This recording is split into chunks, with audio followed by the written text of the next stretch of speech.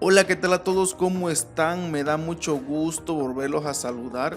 El día de hoy vamos a abordar algunos temas de estadística que ya habíamos retomado en las últimas clases, pero me gustaría volver a hacer un repaso abarcando la mayoría de los temas que hemos visto hasta el día de hoy. Y para ello utilizaremos un ejemplo. Los datos que se muestran en este archivo en Excel se refiere a las calificaciones de los alumnos de primer año que cursaron la materia de estadística. Como ustedes pueden observar, son 60 datos que van desde calificaciones como 4.0, 5.0, 6.0 hasta 10.0. Bueno, el primer tema que vamos a ver es sobre frecuencias. ¿Por qué vemos este tema? Algo muy importante que tenemos que tener en cuenta es cómo se distribuyen nuestros datos.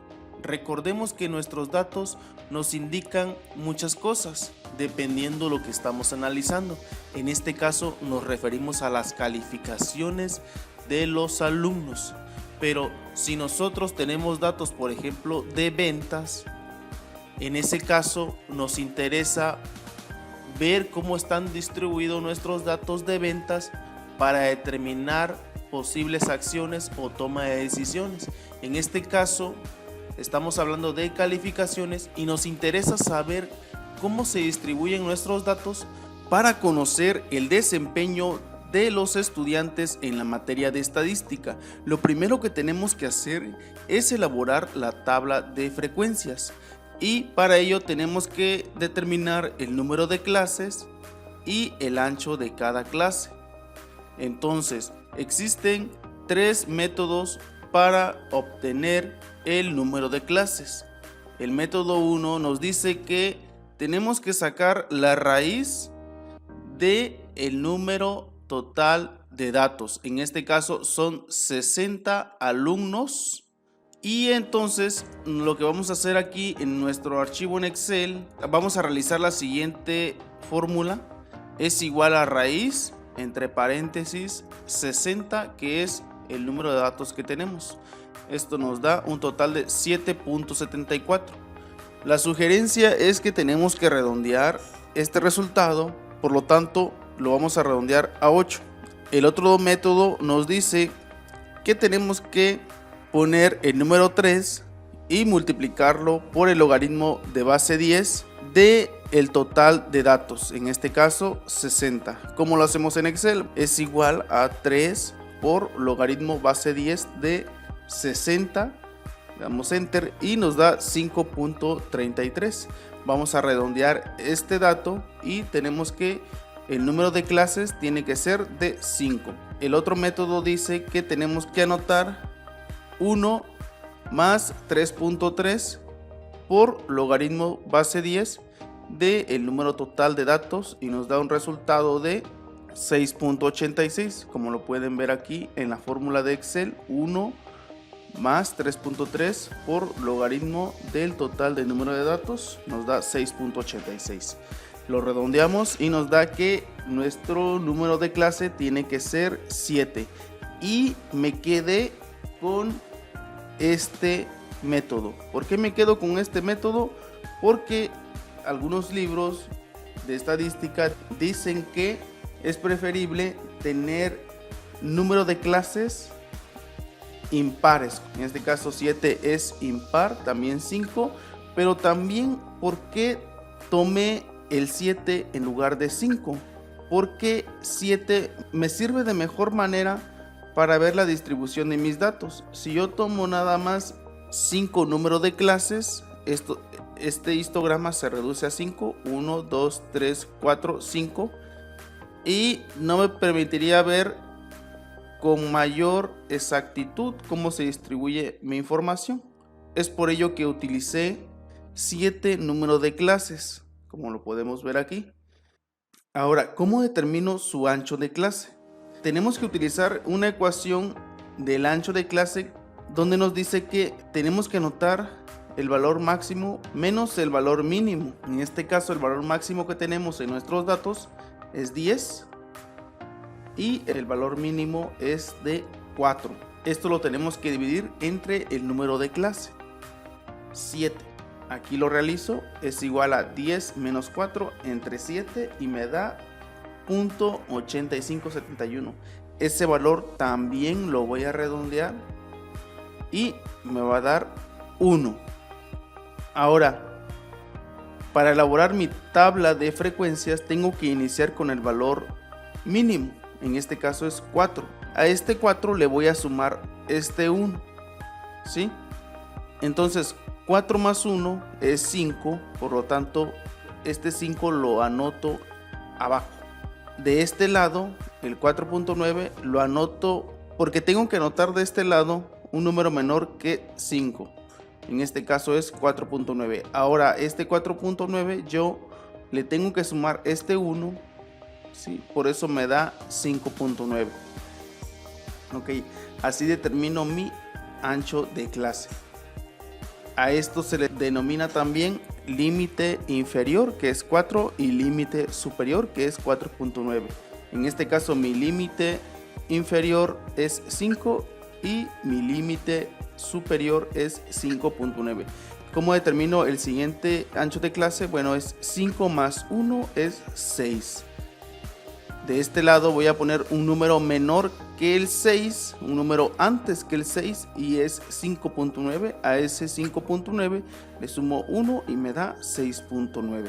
Y así sucesivamente hasta llegar a la clase número 7, que es el último, que va de 10 a 10.9. Ahora, en frecuencia absoluta yo voy a anotar los datos que están entre cada ancho de clase. Por ejemplo, de 4 a 4.9, ¿cuántos datos están dentro de esta clase? Bueno, solamente 3, el 4. ¿Sí? Por eso anoto 3 aquí. De 5 a 5.9, ¿cuántos datos hay en ese ancho de clase? Son 7. 1, 2, 3, 4, 5, 6, 7. Lo pongo aquí. De 6 a 6.9 están 12 datos, ¿sí? 1, 2, 3, 4, 5, 6, 7, 8, 9, 10, 11, 12. 12 datos. Y así sucesivamente. Así elaboro mi frecuencia absoluta y el total me tiene que dar 60, que es el total de datos que tengo en este ejemplo. Ahora, mi número de clase y mi ancho de cada clase tiene que cumplir una condición muy importante: que las clases son completamente incluyentes, es decir, abarcan a todos los datos, porque abarcaron a los 60 datos que yo tengo de este lado, y dice que las clases tienen que ser mutuamente excluyentes, es decir, que ningún dato entra en más de una clase. Es decir, que este dato no puede entrar en la clase que va de 5 a 5.9. Por eso es muy importante saber establecer el número de clase y el ancho de cada clase para que se cumpla esta condición. Ahora vamos a realizar una segunda columna que se llama frecuencia relativa. Esta columna nos indica qué porcentaje representa la frecuencia absoluta respecto al total, es decir, cuánto representa los datos que están entre 4 y 4.9 respecto al total. En este caso es 3.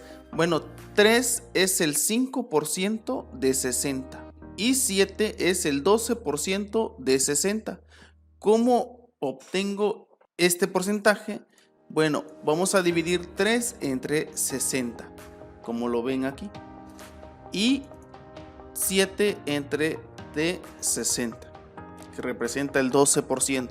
La sumatoria de estos porcentajes tiene que dar 100, como aparece aquí, suma 100%. Ahora lo siguiente es realizar un histograma con nuestra tabla de frecuencias absolutas para ver cómo se distribuyen nuestros datos. En este caso ya está elaborado el histograma, como ustedes pueden ver aquí, ¿sí? En esta parte tengo el ancho de cada clase y son 7 números de clases: 1, 2, 3, 4, 5, 6, 7. ¿Cómo realizo este diagrama en Excel? Bueno, tenemos que hacer lo siguiente. Voy a borrarlo y voy a seleccionar mi tabla. Voy a insertar una gráfica de columna, ¿sí? Después voy a darle clic derecho, dar formato a serie de datos y me voy a ir a ancho del intervalo y le voy a poner 0%. Entonces ya se reduce el espacio que había entre cada barra. ¿Sí? Elijo un formato y de esta manera ya tengo mi histograma. Ahora, como ustedes pueden ver, ¿sí?, mis datos se distribuyen de manera uniforme o de manera casi simétrica. La mayoría de los datos en las ciencias sociales se distribuyen de esta manera. Tienden a distribuirse de manera normal. Es algo muy común en estadística. Más adelante vamos a abordar con más detalle este tema. Ahora, ¿para qué me sirve esta información?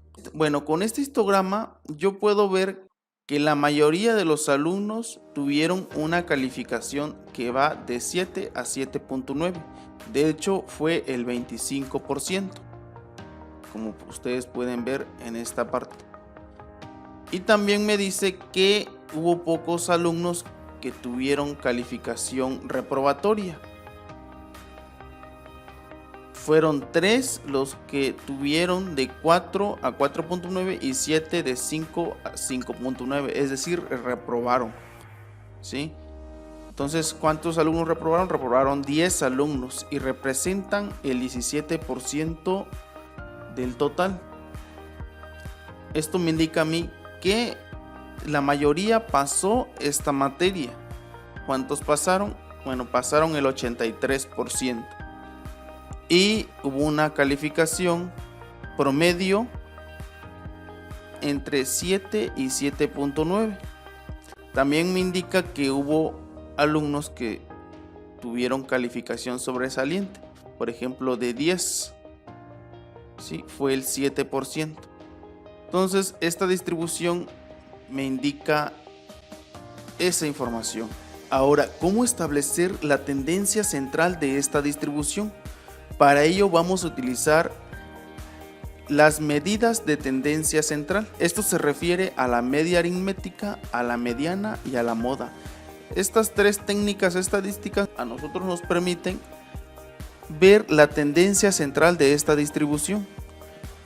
La media aritmética se refiere al promedio de las calificaciones de los estudiantes en la materia de estadística.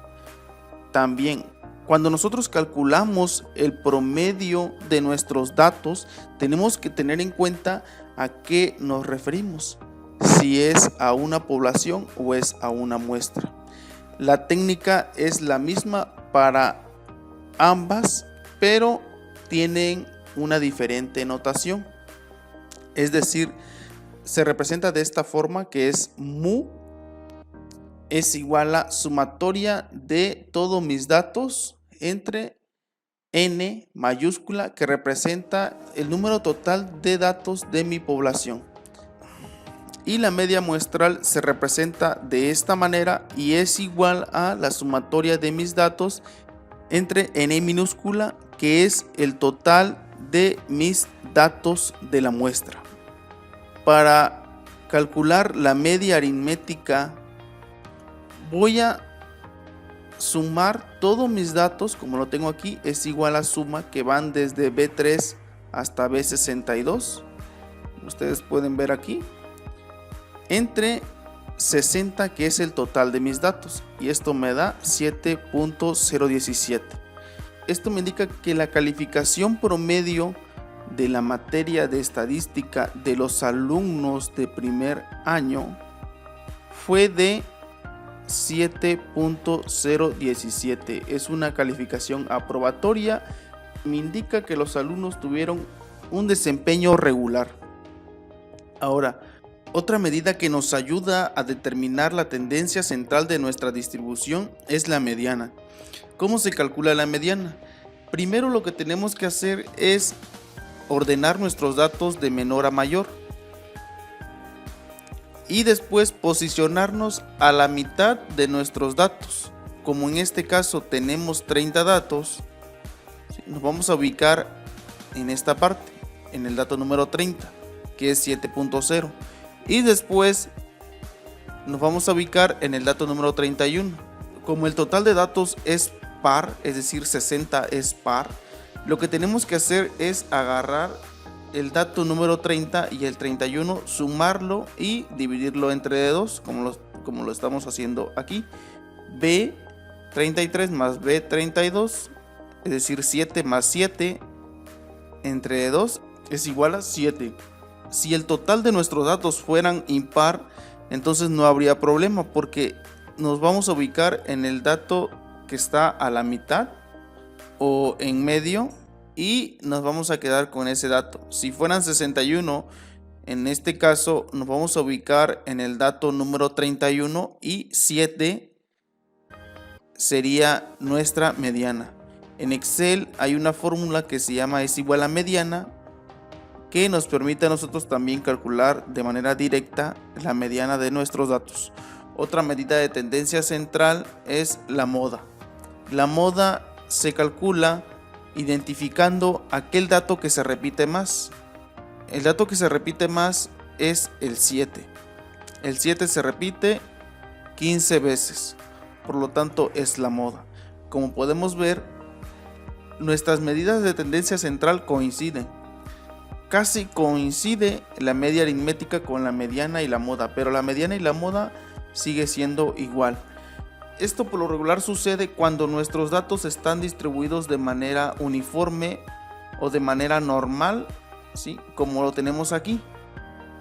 Cuando se distribuye de manera simétrica, la mediana, la media y la moda va a estar a la mitad de nuestra distribución.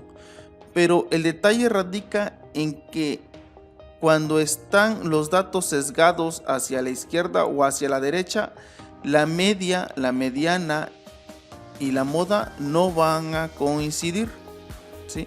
Como es el caso en este lado, en donde los datos están sesgados hacia la izquierda. En este caso la moda está hacia la izquierda de la mediana y la mediana está hacia la izquierda de la media. En este caso, cuando los datos están sesgados hacia la derecha, la moda está hacia la derecha de la mediana y la mediana está hacia la derecha de la media. Ustedes pueden ver esta información en nuestro archivo en Excel. Bueno, una vez hecho el cálculo de nuestras medidas de tendencia central, nuestra tabla de frecuencias y nuestro histograma, ya podemos sustentar lo que queremos decir con nuestros datos. En este caso me estoy refiriendo al desempeño de los estudiantes en la materia de estadística, y las medidas de tendencia central me indican que los alumnos tuvieron un desempeño regular. Vamos a entrar con mayor detalle al tema de dispersión. En este caso vamos a hablar de dispersión poblacional, y para ello vamos a utilizar dos conceptos: la varianza y la desviación estándar. Para calcular la varianza poblacional se utiliza esta ecuación, y para calcular la desviación estándar poblacional se utiliza esta ecuación. ¿Cómo calcular la varianza? La varianza se calcula como la sumatoria de los datos menos la media elevado al cuadrado entre el total de datos.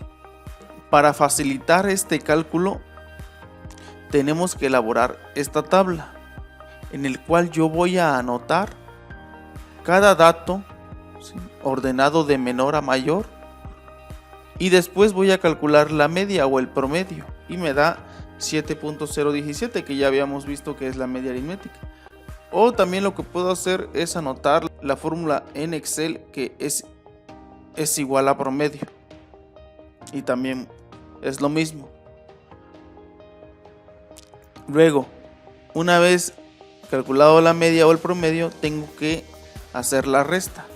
Voy a tomar el dato menos la media, y esto lo voy a hacer con los demás datos. Después lo vamos a elevar al cuadrado. Se eleva al cuadrado porque ustedes pueden ver aquí que está en negativo, y yo necesito valores en términos positivos porque voy a hacer una sumatoria. Si yo no elevo al cuadrado estos datos, la sumatoria me va a dar 0. ¿Sí? Como ustedes pueden ver aquí, dice suma 0. Por eso es importante elevarlo al cuadrado.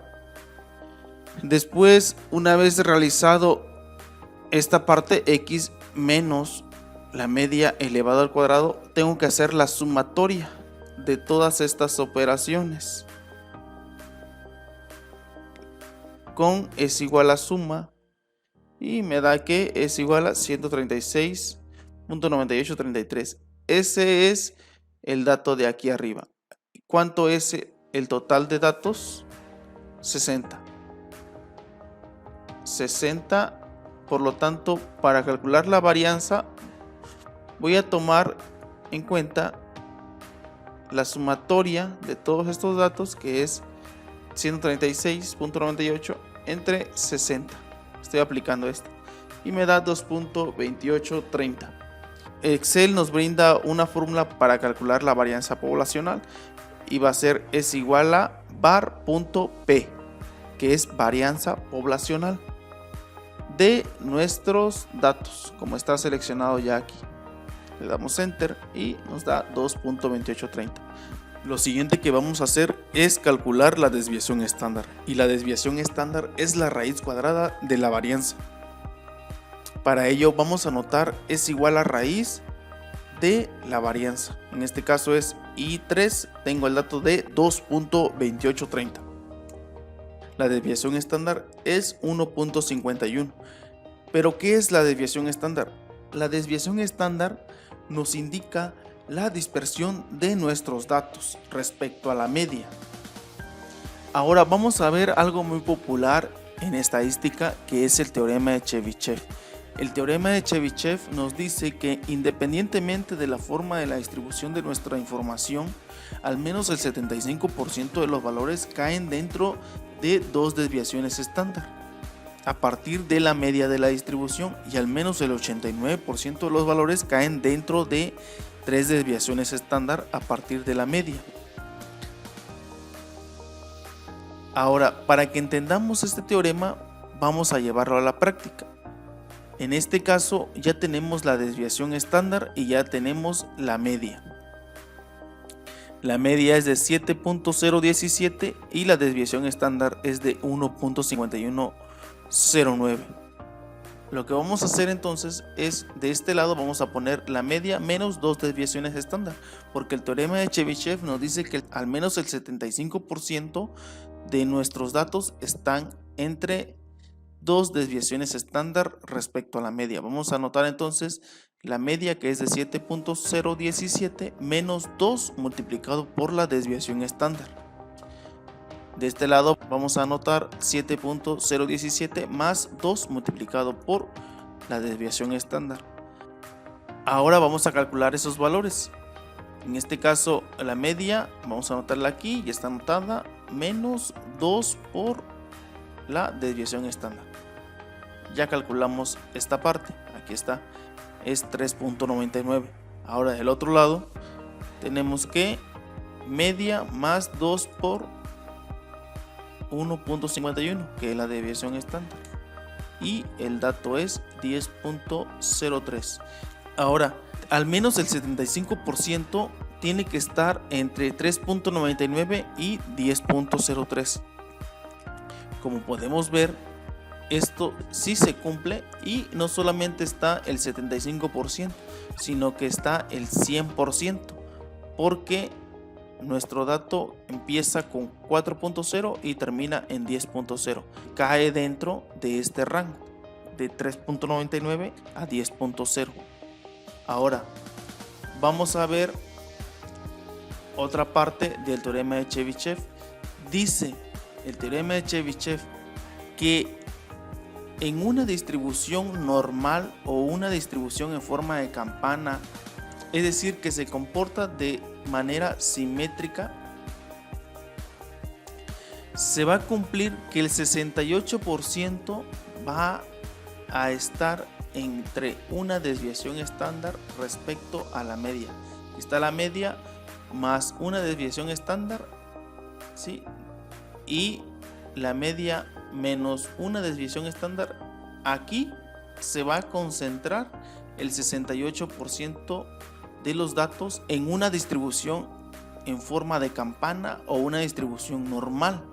Si nuestros datos no se comportan de esa manera, no se va a cumplir esta parte del teorema de Chebyshev.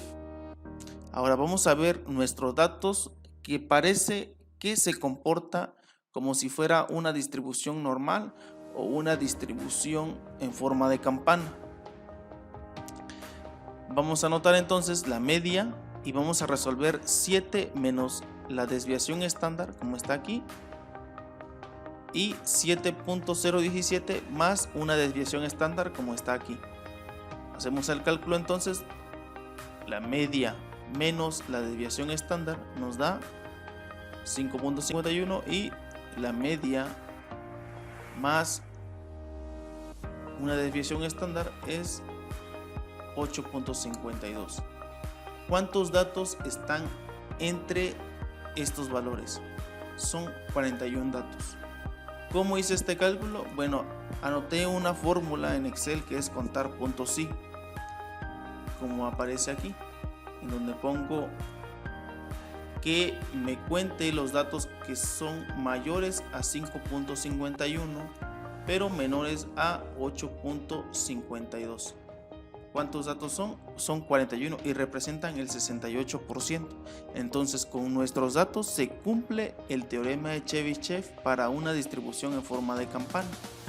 Entonces, hay que notar la diferencia entre esta parte y esta parte, porque aquí nos dice que independientemente de la forma en que se distribuya nuestra información, es decir, aunque no tenga un comportamiento en forma de campana, como viene aquí, el 75% de los valores van a caer dentro de dos desviaciones estándar. Pero si se comporta de esta manera en forma de campana, el 68% va a estar entre una desviación estándar respecto a la media. En este caso se cumple lo del teorema de Chebyshev para el caso de nuestra información.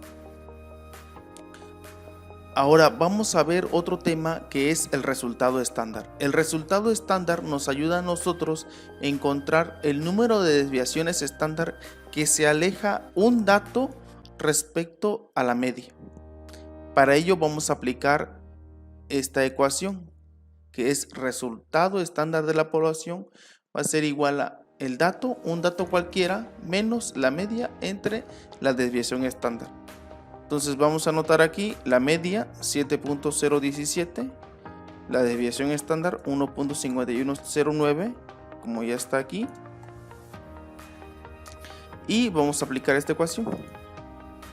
Voy a tomar este dato 8 menos la media entre de la desviación estándar y me da 0.65. ¿Qué representa este 0.65? Este 0.65 me indica la distancia en términos de desviación estándar que se encuentra el 8 respecto a la media. Entonces la distancia es del 65% de la desviación estándar. Es decir, el dato número 8 está a una distancia de 0.65 desviaciones estándar respecto a la media. En otras palabras, quiere decir el 8 está al 65% de la desviación estándar respecto a la media. Para encontrar ahora la distancia en términos de los valores que estoy manejando aquí, es decir, de calificación, tengo que multiplicar el resultado estándar por la desviación estándar y me da 0.983. Esto quiere decir que el 8 está a una distancia de 0.983 de la media. Para comprobar esto, voy a sumar la media más 0.983 y me da 8. Es decir, que de la media al 8 hay 0.983 de distancia. Vamos a aplicar el resultado estándar, sí, en este caso con el dato número 10. Aplicamos esta ecuación de resultado estándar con este dato, con el número 10, es B62, es decir, 10 menos la media entre de la desviación estándar y me da 1.97. Es decir, que la distancia en términos de desviación estándar del número 10 es de 1.97 desviaciones estándar. Es decir, se pasa de una desviación estándar. Ahora, para encontrar la distancia en términos de calificación que hay entre 10 y la media, tenemos que multiplicar el resultado estándar por la desviación estándar y nos da 2.983. Es decir, que si yo sumo la media más la distancia, ¿sí?, que se deriva del resultado estándar, me da 10, ¿sí? Ahora vamos a calcular el resultado estándar para el número 4. 4 menos la media entre la desviación estándar y me da menos 1.99. Es decir, la distancia en términos de número de desviaciones estándar es de menos 0.99. Para calcular la distancia que hay del 4 a la media, que es de 7.017, voy a multiplicar la desviación estándar por el resultado estándar y me da menos 3.017. Para comprobar esta información voy a hacer la sumatoria de la media más esta distancia y me va a dar 4. Como pueden ver, menos 3.017 es la distancia que hay entre 4 y 7.017. Como ustedes pueden ver, hacer estos cálculos es muy sencillo. Calculamos la varianza, la desviación estándar, aplicamos el teorema de Chebyshev, vimos que sí se cumple y después aplicamos el teorema de Chebyshev cuando una distribución se comporta de manera normal o en forma de campana y vimos que también se cumple para nuestros datos. También vimos el resultado estándar para determinar la distancia en términos de desviación estándar y también en términos de nuestros datos, en términos de calificaciones que hay de un dato, ¿sí?, la distancia que hay entre un dato y la media. Ahora, los cálculos que hicimos también se refieren a población, ¿sí?, varianza poblacional, desviación estándar poblacional.